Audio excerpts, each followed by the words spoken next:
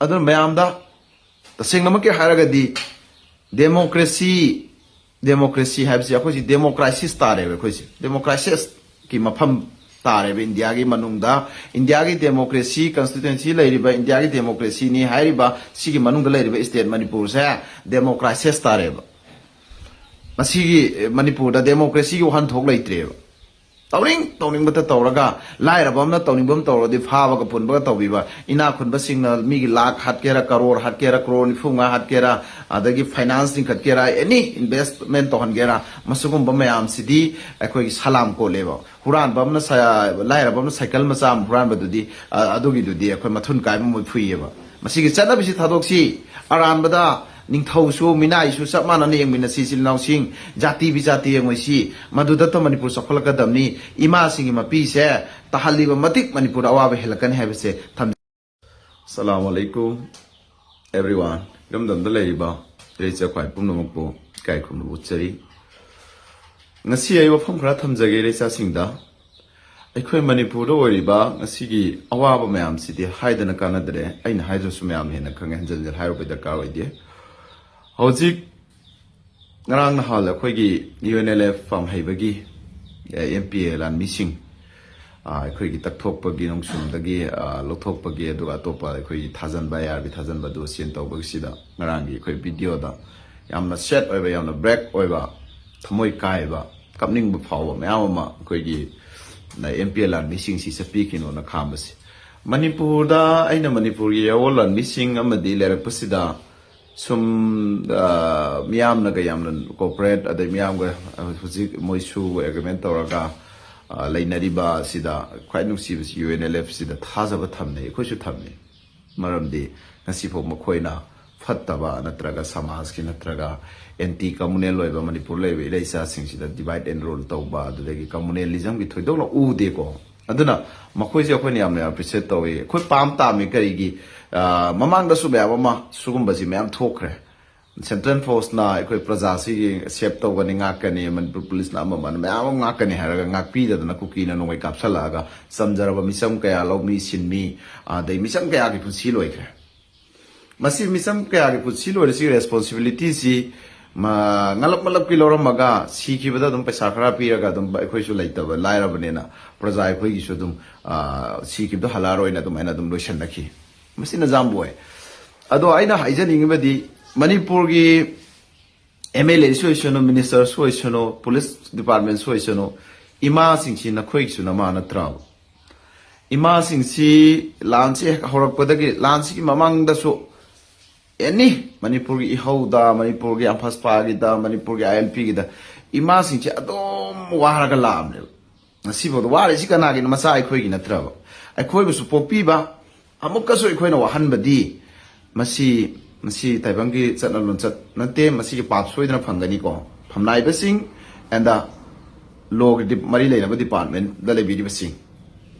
ima sing janda ki lan sida tum da cha da sorok da khara yana kha da khara club da khara community hall da khara maira sang da khara adagi sumaina tawdana le hele isi sahi hom hinjala hojik su ima sing si ki makeup mera kon si mapi tai thokna ba Manipur imagi mapi te thongna basi kana laitri na lowe political opposition oisano ruling oisano kana lairi basing sida opposition na kai tawni har kan ne dum maram di moi power laite ande ruling sine men maroina aduna hujik lairi ba sida Manipur CM su ram gane dum ini adagi akhoi atop phamnai basing su ram gane ba Ima sing the Kapi ba Lauri ba Ima sing the Taza Balai by State Force the Central Force the Taza Balai Tadana I Kogi Yawol missing MP the Taza Isika in Ikanda Lebak Shen Bigata Ngaki Gata Makoina Nakta Misam Kayaki Pusi Loikibama the Yum Maichaki by Yum Milling Pum Drahena Relipki and the lady was a Masidagi never quit Manipur is police dana Traga Central Force Manipur government the Prazana Taza of the Gi Prazagio in a Tole by Yawol missing the Taza Chris. The Sigi Taza was he to Gaibang Godavish Manipur State Force, Manipur, the Central Force, other Manipur Langak, Amadi Manipur, MLA Minister Singchina, Unity Kakang, one state, one thinking where I can't the never. One minded where I can't the never Manipur Kidor Kadosh. President Taza Kadosh. I was a quick Prazas in the Central Force, some Tamga have the mohal of the Tamba the Tumbangam Noya. maram di mamangda very kind of attack tawrakhre koi micham singda makoi lai na jeri da mi taruk mama masam yam hat khre adu mayam matum banatana ko hostes tawra matung da ngang pi ba tha manga taruk suri ba ade moirang da bom kapsal khre adu da gi law suba mi da mayam si mayam lai khre si mayam thiu da nga maroi ko adu ain thamjaning badi khoju ma laitre adu han dai si ma sing si gi nungai ta badi adum share toi ko ndana manipur gi ekoi gi oja sing CSO adu da gi lai ba every all da na humble request di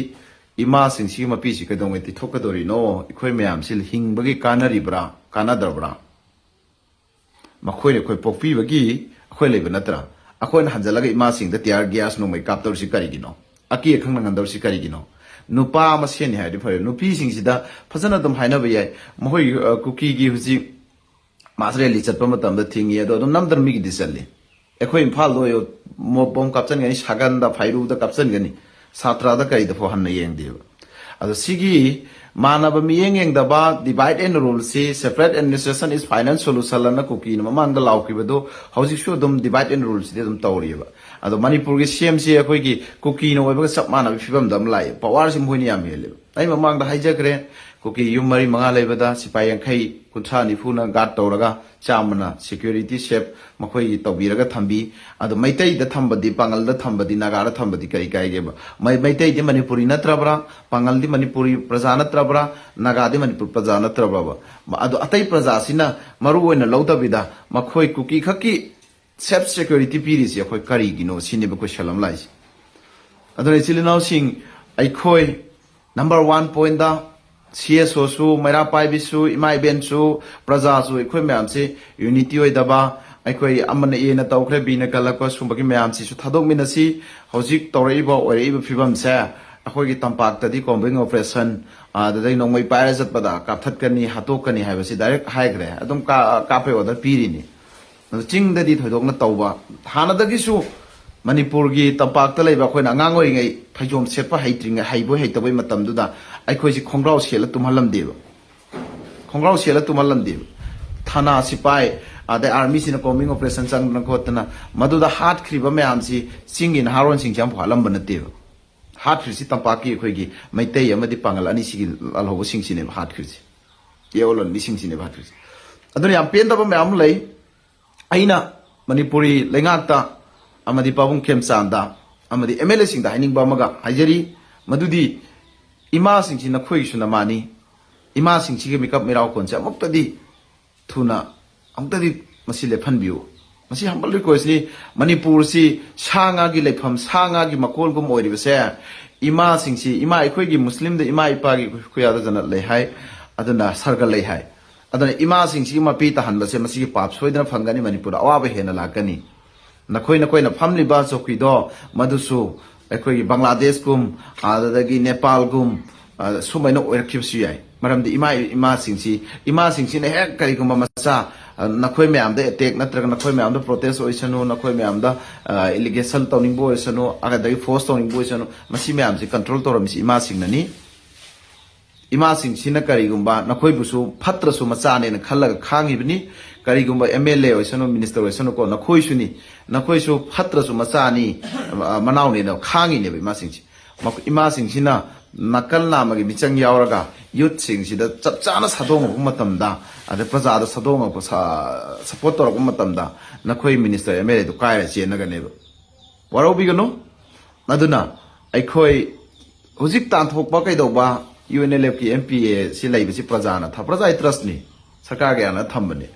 adu lo thok pata su ima sing du hana adu da kaptra laundana wahandana tiar gas kaptana wan thandana tawbugi muhta hana ima sing du ko biraga khul le kai du gi mi sing ko biraga MLA ko biraga hana phamnaraga agreement tawraga yanaraga adu da sindok sing taw si kai kai force ta tawbai mo tawbodi process tawrambani hana adu force ma leba